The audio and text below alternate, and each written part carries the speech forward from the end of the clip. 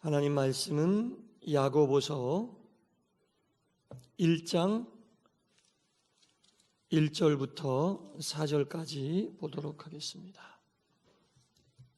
야고보서 1장 1절부터 4절 말씀입니다.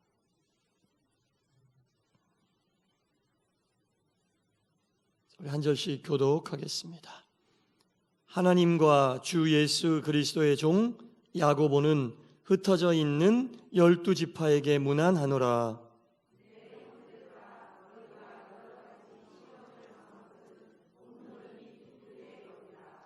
이는 너희 믿음의 시련이 인내를 만들어내는 줄 너희가 알미라.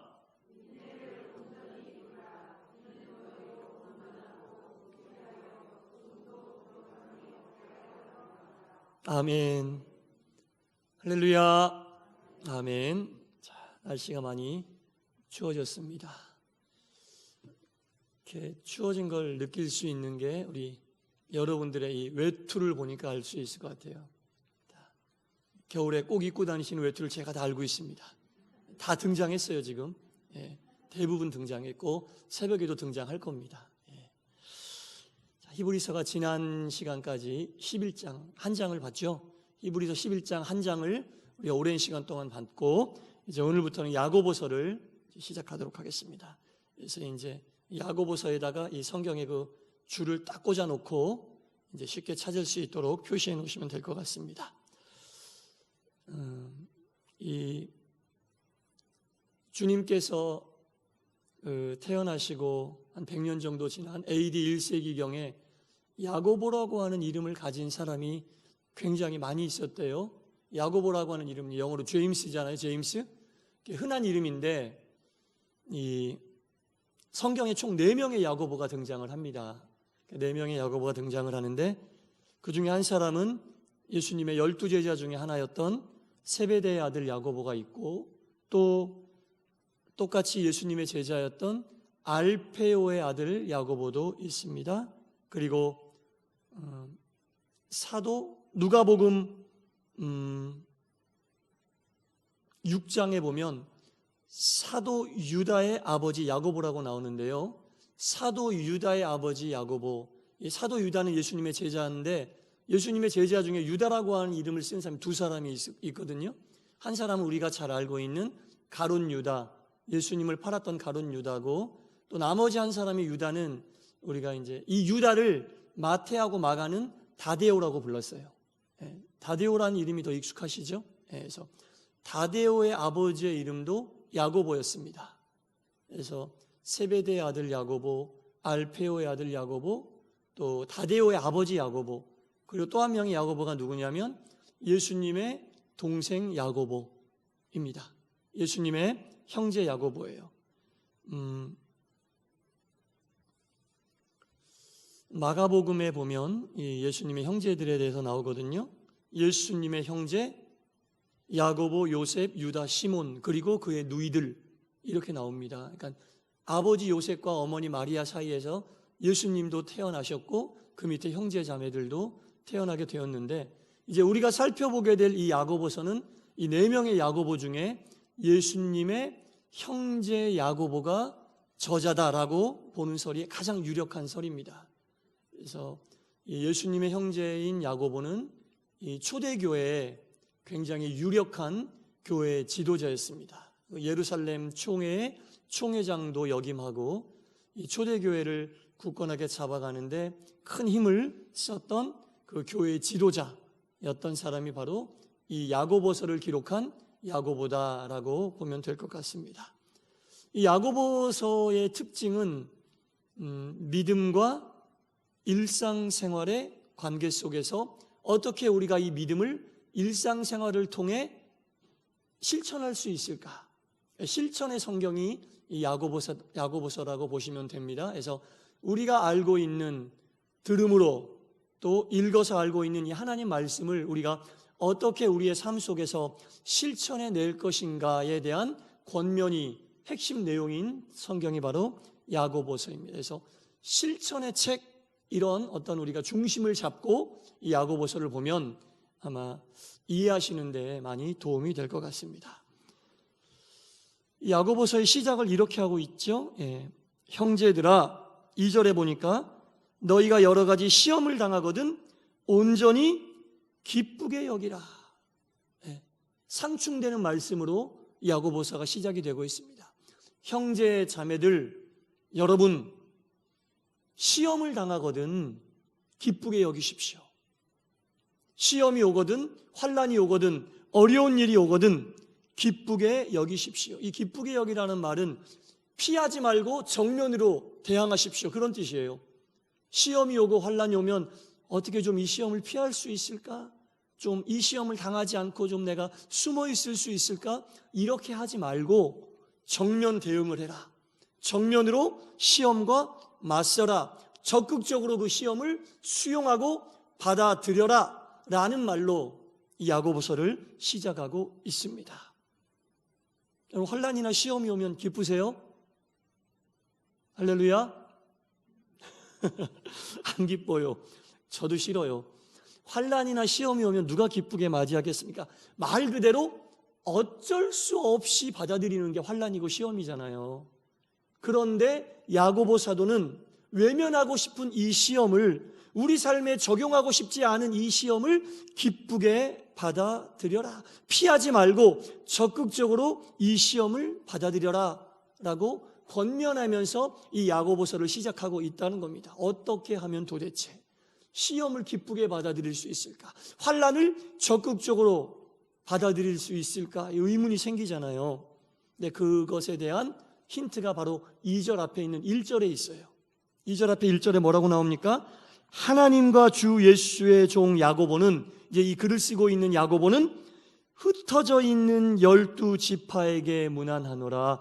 이 야고보서 편지글을 받게 될 수신자가 누구냐? 흩어져 있는 12지파다. 이스라엘 사람들이다, 유대인이다, 믿음의 사람들이다, 그런 얘기입니다. 그러니 2절에 나와 있는 환난과 시험을 기쁘게 받아들여라라고 권면하고 있는 대상은 세상 모든 사람들이 아니라 흩어져 있는 12지파들, 믿음의 사람들, 신앙의 사람들, 유대인들에게 적용되는 말이에요. 믿음의 길을 가고 있는 여러분들이여, 지금은 기독교의 탄압 때문에 곳곳에 흩어져 있지만, 그리고 그 흩어져 있는 곳에서 각자에게 주어진 시험과 환난이 다 다르지만 여하튼 우리는 흩어져 있고 믿음의 길을 가고 있는 성도들인데, 이 흩어져 있는 믿음의 사람들이여, 나 야고보가 그대들에게 권면하노니 그대들에게 닥쳐올 모든 시험 또는 이미 당하고 있는 시험을 기쁘게 받아들이십시오 라고 야고보 사도가 권면하고 있는 겁니다. 믿음이 없는 많은 사람들, 온 세상 사람들에게 이 말을 했다면 욕먹을 얘기죠. 시험을 당했는데 기쁘게 하라고? 어려움이 처해 있는데 적극적으로 그것을 받아들이라고? 욕먹을 일이고 이해할 수 없는 일입니다. 그러나 야고보가 오늘 권면하고 있는 이 말씀의 대상은 믿음의 길을 가고 있는 사람들에게 한정되어 있다는 겁니다. 다른 말로 표현하면 믿음의 사람들에게 오는 시련은 믿음의 사람들에게만 오는 시험이다라는 것입니다. 그런 마음으로 받아들이란 얘기예요.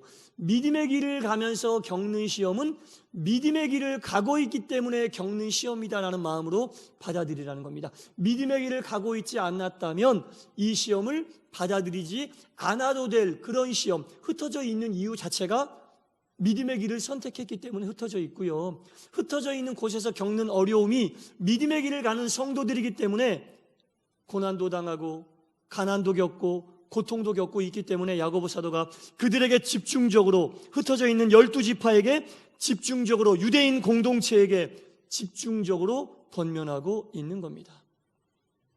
이 구약시대부터 흘러내려오던 하나님 말씀의 축복이 신약시대에는 이미 교회가 세워지고 교회가 그 하나님의 축복을 이어받고 있었거든요. 이 교회를 이루는 대부분의 사람들은 초반에는 유대인들이 대부분이었는데 바울이나 바나바 같은 이 선교사들, 이 사역자들이 온 세계를 돌아다니며 하나님 말씀을 전하게 되자 이방인들도 교회 안에 많이 들어오게 되었고 이방인들만을 위한 교회도 많이 세워지게 되었어요.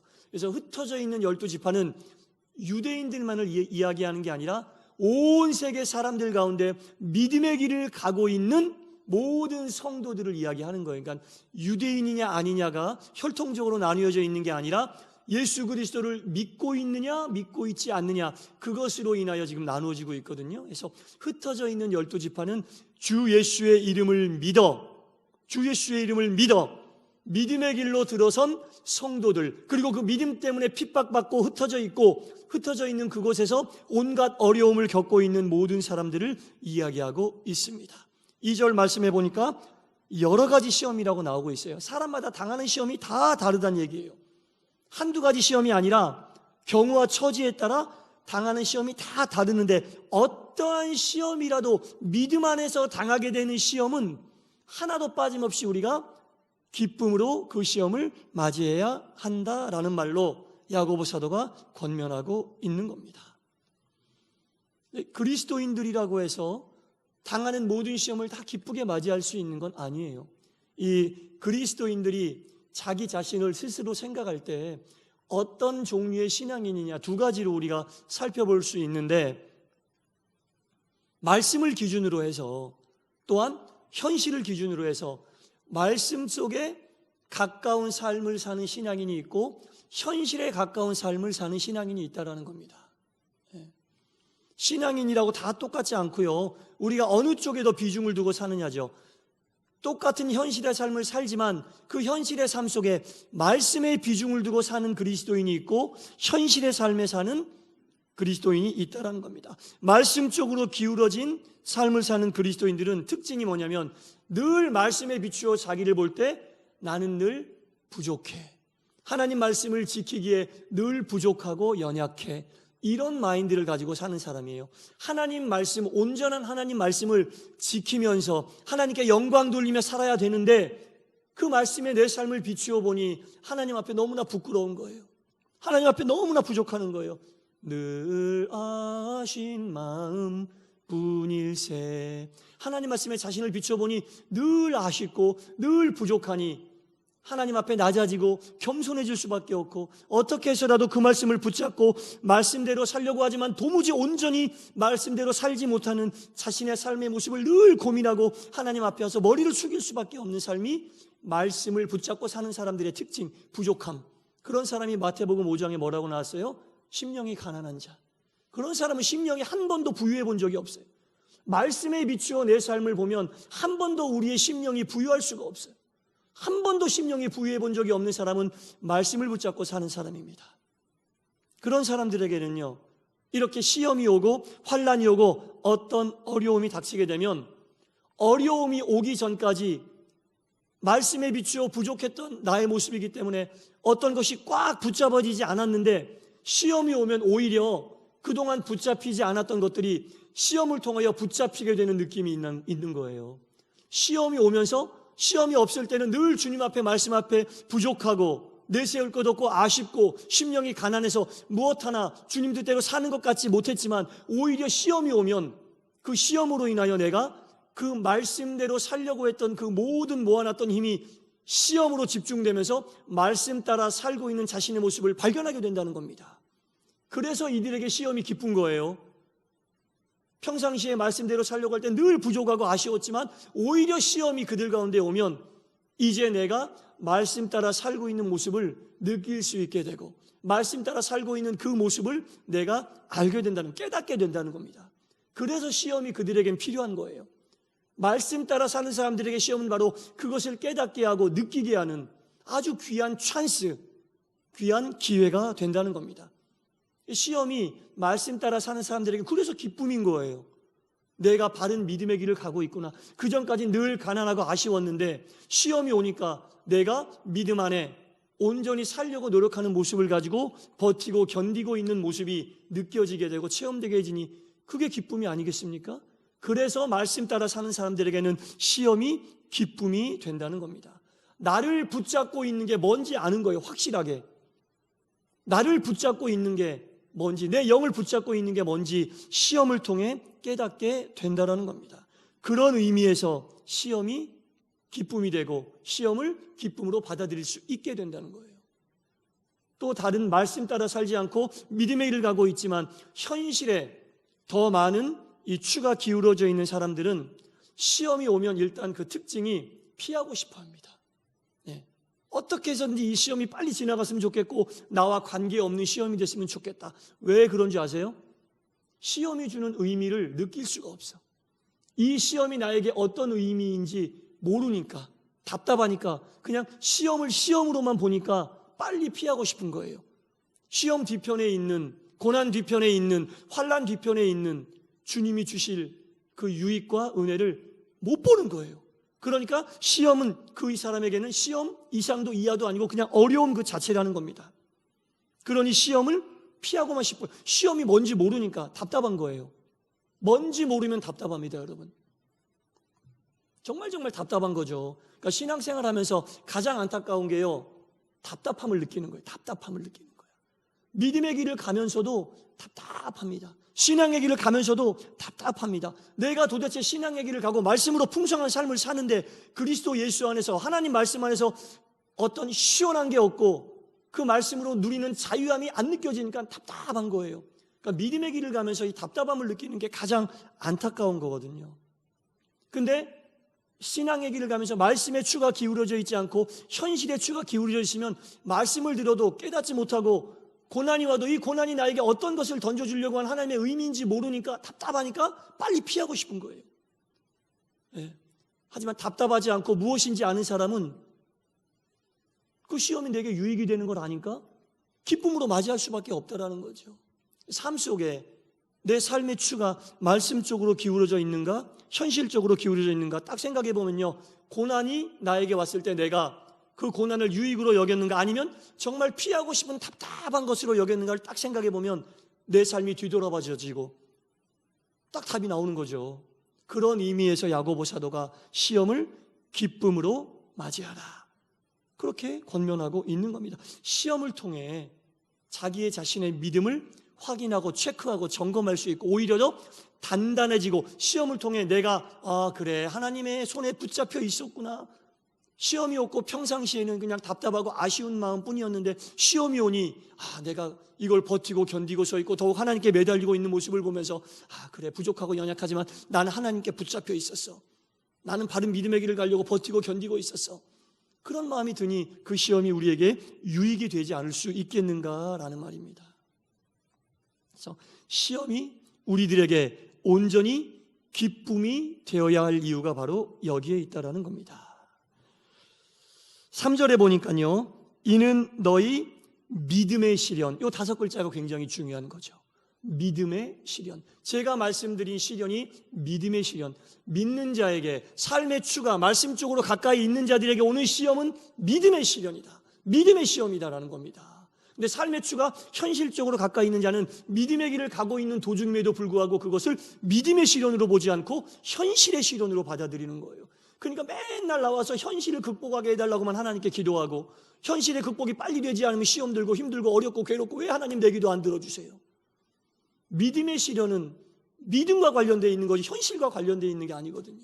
그 믿음의 시련을 통해 내 믿음이 확인되고 체크되고 점검되고 평상시에 느끼지 못했던 하나님을 믿으면서 느낄 수 있는, 말씀을 통해 느낄 수 있는 풍성함이 현실의 시련을 통해 나는 영으로 느껴지는 거예요. 현실은 시련인데 영으로는 풍성함이 느껴져. 한 번도 느껴보지 못했던 말씀의 풍성함이 막 다가오지고 마음이 뜨거워지고, 시련은 현실 속에 오는데 현실을 극복하게 해달라는 기도는 안 나오고 영적인 기도만 더 나오고 그런 거예요. 그게 바로 믿음의 시련이라는 거예요, 여러분. 여러분들 혹시 시련 가운데 있으시거나 앞으로 여러분들에게 올 모든 시험은 이 믿음의 시련이 되시기를 주님의 이름으로 축원합니다. 시련은 피할 게 아닙니다. 기쁨으로 받아들여야 할 것인데 그것이 믿음의 시련이 될 때만 우리 가운데 유익이 되는 거죠. 그러면 믿음의 시련을 통해 하나님이 우리에게 주시려고 하신 것이 무엇일까요? 그 다음에 바로 나오잖아요. 뭐라고 나옵니까? 믿음의 시련이 뭘 만들어줘요? 뭘 만들어줘요? 바로 그 다음에 나오는데 인내. 믿음의 시련이 인내를 견딜 수 있는 힘을 만들어준다는 거예요. 믿음의 시련은 버티고, 신앙생활은 제가 잘 쓰는 말이잖아요. 버티는 거예요, 여러분. 신앙생활은 견디는 거예요. 그럼 버티고 견디는데 필요한 게 뭐예요? 영적인 지구력, 인내. 인내 이게 아니라 인내가 필요한 거예요. 인내. 근데 인내는 그냥 오는 게 아니라 믿음의 시련을 통해서만 오는 거예요. 현실의 시련을 통해서는 괴로움만 와요. 그리스도인들이 나에게 오는 시련을 현실의 시련으로만 봤잖아요. 그것은 상처만 남아요. 현실의 시련을 10번 겪어도 그것은 상처만 남아요. 하지만 단 한 번의 믿음의 시련을 겪는다 해도 그것이 믿음의 시련이면 인내가 남는 거예요. 믿음의 시련은 인내를 만들어준다라는 겁니다. 정말 놀랍지 않습니까, 여러분? 그 시련을 믿음의 시련으로 받아들일 때 인내, 영적인 지구력이 거기에서 생기게 된다는 겁니다. 정말 놀라운 하나님의 은혜라는 거죠. 버티고 견딜 수 있는 힘이 믿음의 시련을 통해 우리 가운데 온다라는 겁니다. 이 시련을 통과한 성도들은 인내력의 그 능력치가 어마어마하게 성장하니 웬만한 것들로 인하여는 흔들리지 않고 웬만한 것들로 인하여는 꿈쩍도 하지 않고 그게 바로 믿음의 뿌리를 깊게 내리는 거죠.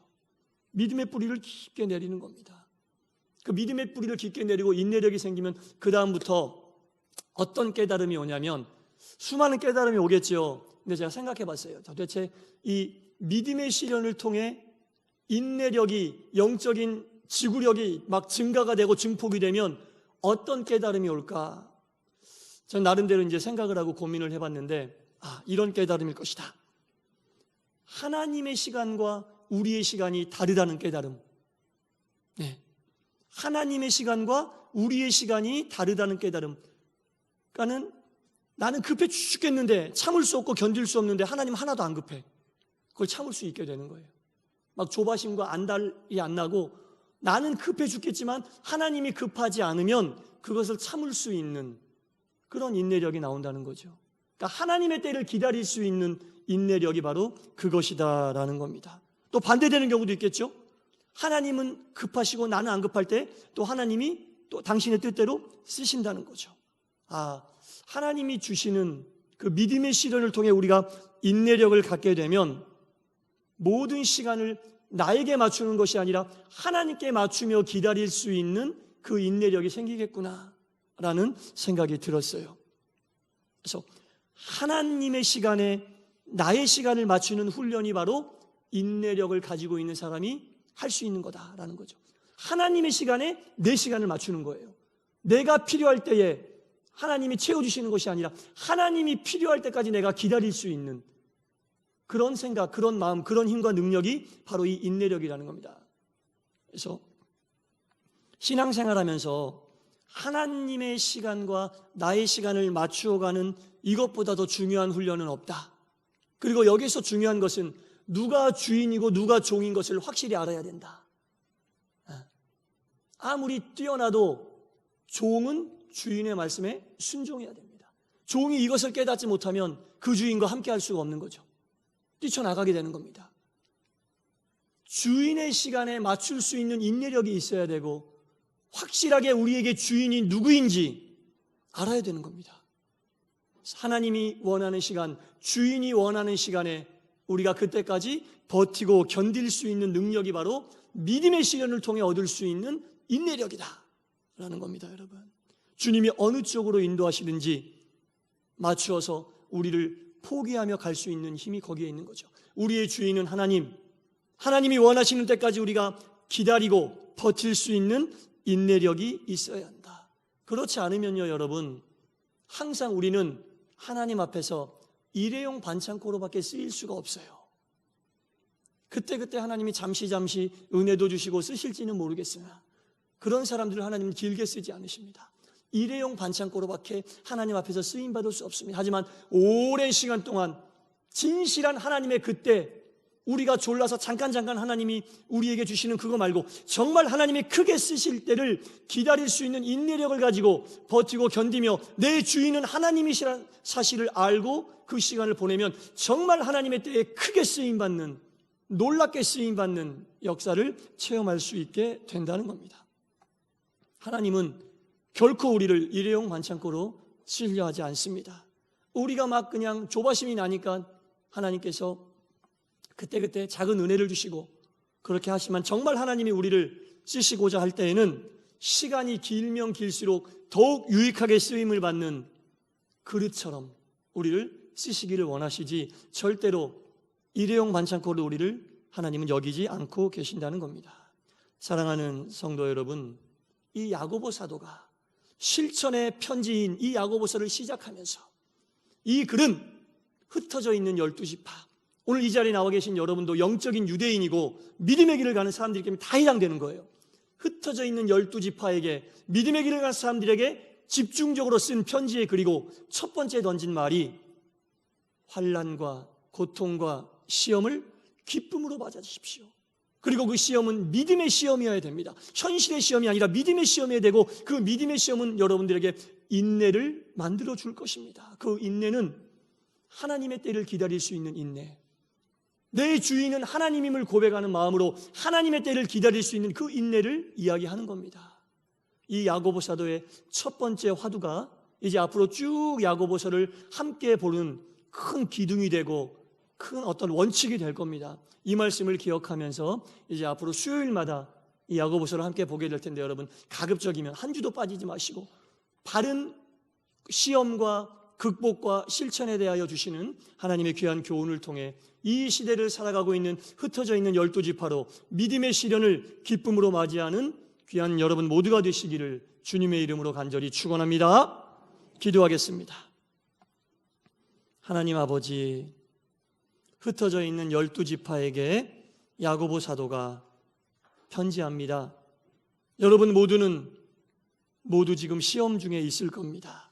여러분들 앞에 있는 그 시험을 기쁘게 맞이하십시오. 그 시험은 세상의 현실의 시험이 아닌 믿음의 시험이 되어야 합니다. 영의 눈으로 그것을 받아들이십시오. 적극적으로 수용하십시오. 그리하면 하나님께서 여러분들에게 귀한 인내를 만들어 주실 것입니다. 그 인내를 통해 하나님의 때를 기다리십시오. 하나님께서는 여러분들을 크게 쓰실 것입니다. 버티고 견디십시오. 이것이 믿음의 길을 가는 사람들에게 해야 할 가장 중요한 훈련이고 연습입니다라는 말로 야고보서를 시작합니다. 이 시대를 살고 있는 우리들에게도 이 야고보의 권면이 온전히 임하게 하여 주시고, 이 시대를 믿음의 인내로 버티고 견뎌 하나님께 크게 쓰임받는 귀한 그릇들이 되게 하여 주옵소서. 예수님 이름으로 기도드리옵나이다. 아멘.